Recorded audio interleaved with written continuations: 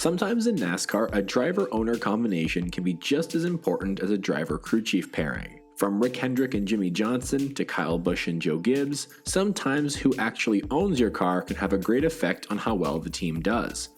We've seen in the past that sometimes a dream team just doesn't work out. Take Joey Logano and Joe Gibbs, and Brad Keselowski and Hendrick as your evidence. However, one team owner has been taking NASCAR by storm, despite only being around since 2016, ripping off win after win, saving the career of Ross Chastain, and launching one for Justin Haley.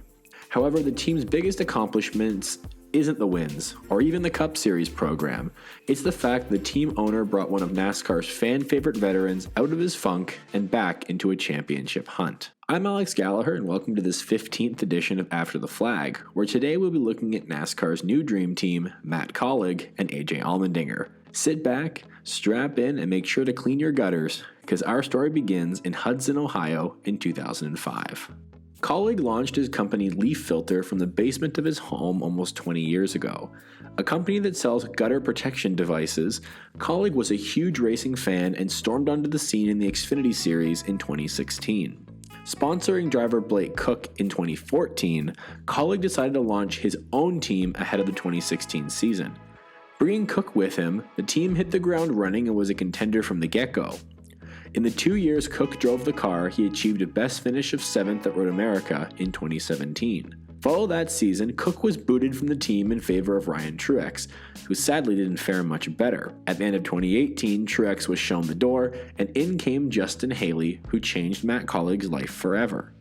While all this was going on, A.J Allmendinger's career had been going on since he joined Champ Car in 2004. After winning championships in both the Barber Dodge Cup and the Toyota Atlantic, Allmendinger made his Champ Car debut at Long Beach for Roush Sport.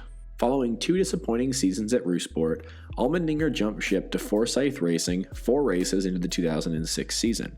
Winning his first race ever at Portland, the Dinger dinged off 3 wins in a row, adding Cleveland and Toronto to the list as well, and notching wins at Denver and Road America. Here comes Allmendinger down into the final corners. History about to be made in the Champ Car World Series. A.J. Allmendinger. At age 24, his first drive for the Forsyth team. Michael Cannon talking to him on the radio, and sports. The Allmendinger victory has happened. A.J. Allmendinger gets it done at Portland. Finishing 3rd in the points, Allmendinger shocked everyone, where for 2007 he would depart the Champ Car World Series for an unlikely place, NASCAR. Joining the brand new Red Bull Racing team headed by current Haas F1 boss Günther Steiner and owned by Red Bull founder Dietrich Mateschitz, Allmendinger was in for a world of pain. Failing to qualify for 19 races in 2007, he didn't make his actual debut until Bristol, where he finished 40th. 2008 seemed a little better as he picked up 2 top 10s with Red Bull, but Steiner would show him the door, following his career best finish of 9th at Kansas. What I like about Roger Penske is his loyalty to his commitment to Sam Hornish. That's what I think Red Bull's not given the commitment to A.J. Allmendinger. But you know what? I met A.J. Allmendinger a few years ago. I knew the son of a gun could drive a race car back then. He was driving a truck. So whoever gets him, you're getting a hell of a driver. Racing with the Ray Evernham team effective that same season at Martinsville, when Ray Evernham's organization was bought out by Richard Petty, A.J. naturally came over. Spending 4 years with the King, Allmendinger scored his best finish of 3rd in the 2009 Daytona 500, before getting the opportunity of a lifetime in 2012.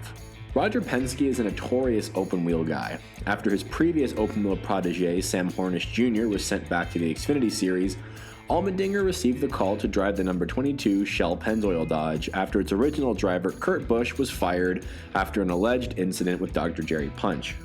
A.J. scored his best career finish of 2nd in the first Martinsville race. It was safe to say that he was riding the high life. Todd Gordon and everybody on the Shell Pennzoil Dodge gave me a good race car, so it makes it a lot easier when in there when you got a good race car. And ultimately, I don't know if we had a 2nd place car, but we had a good enough car. We had a really good car in the long run, and I felt like once 60, 70 laps got on the tires, we'd have such good forward drive off.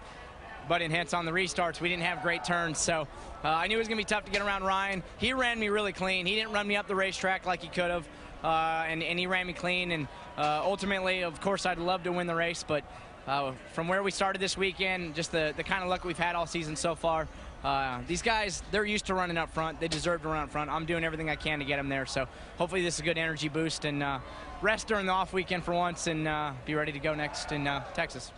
That is, until A.J. Allmendinger would fail a random drug test the week of Daytona, and he was immediately suspended and replaced by Hornish.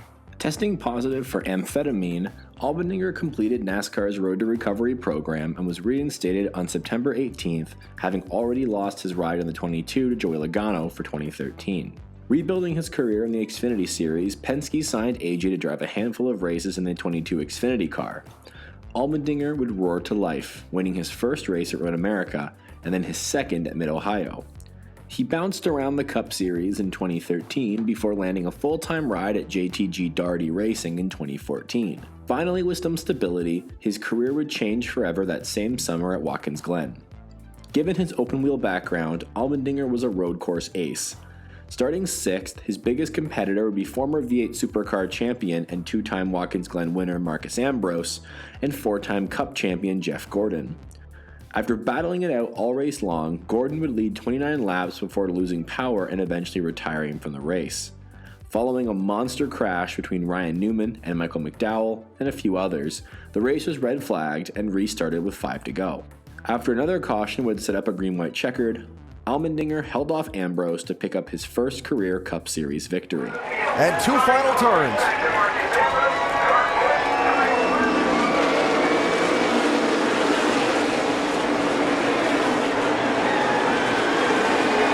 What a drive, what a race, what a victory. A.J. Allmendinger is a NASCAR Sprint Cup Series winner.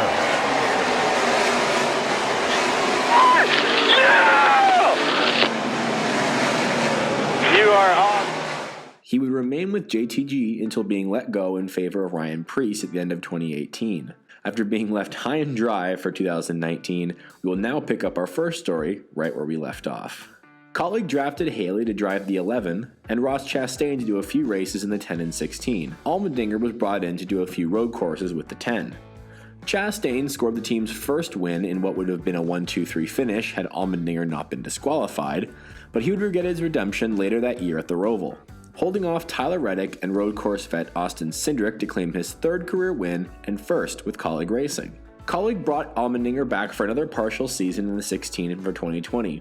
Come Atlanta, and AJ was making a case for a full season promotion for 2021. Claiming his first oval track win while running a special C2 freight paint scheme, Allmendinger would repeat at the Roval to close out the season. Taking a shot at a full season, Allmendinger needed only 4 races before he found victory lane. Winning in Sin City, AJ locked himself into the playoffs early. Although the season is still underway, Allmendinger claimed more wins at Mid-Ohio and Michigan, before it all came down to Bristol in a battle with Austin Cindric for the regular season championship. Cindric and Allmendinger were at each other's throats all race long. When Justin Allgaier and Sam Mayer got together to force a green-white checkered, it gave the fans at Bristol's the finish of a lifetime. In 2 hectic laps at Bristol, Cindric and Allmendinger banged off each other more than once, slammed into themselves, Justin Allgaier, the wall, and just about anything they could think of. Coming to the checkered flag, Austin Cindric gave it one more chance to get around Allmendinger. The two collided in a finish reminiscent of the 1995 Goodies 500 with Terry Labonte and Dale Earnhardt. Cindric and Allmendinger would both slide into the inside wall, making heavy contact, and by 0.082 seconds, Allmendinger held on for the win and edged Cindric for the regular season title by only 10 points.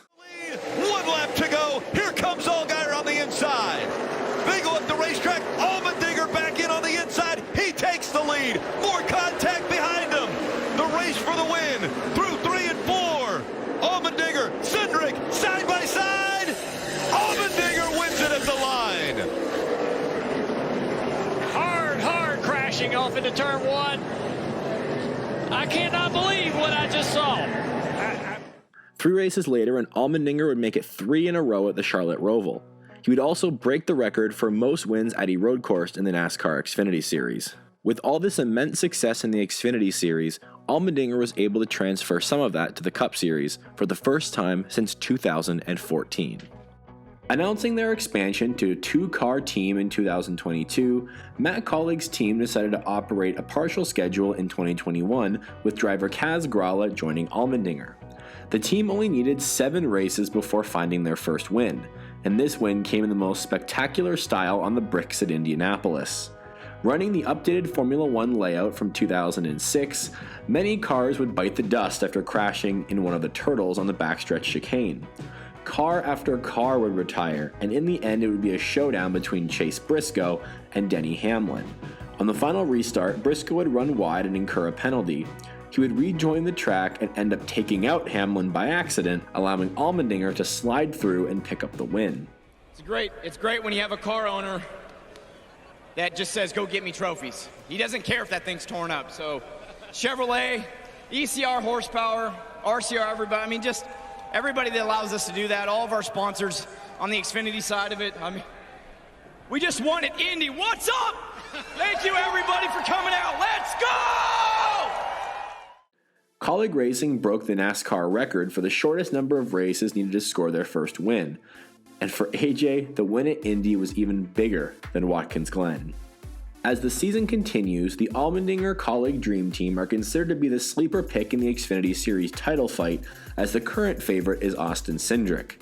While it is unknown if Allmendinger will return in 2022, it is safe to say that Kaulig will be hesitant to let him go. Either way, sometimes in life, opportunities come wherever you can find them. For AJ, it seemed like he was always the guy left high and dry, but he managed to rebuild himself each time he was struck down. For Matt Kaulig, sometimes when someone just loves what they do, good things tend to follow. The Dream Team is the definition of hard work and never giving up, because in this time, you never know what's going to happen next. Thank you so much for watching this 15th edition of After the Flag. I appreciate all of my subscribers and all the people that share and like and comment, and it really does help the channel grow, and I cannot thank you guys enough for that. I'm sorry for the delay in posting. I actually got myself a full-time motorsport job here in Canada, and it's been taking up a lot of my time, so this winter, I promise, more videos will be coming on the horizon. I have one soon coming out that I think you guys will all like. Stay safe out there, take it easy, and I hope to see you all back at a racetrack soon. Thank you so much again for watching, and I'll see you again in the next video.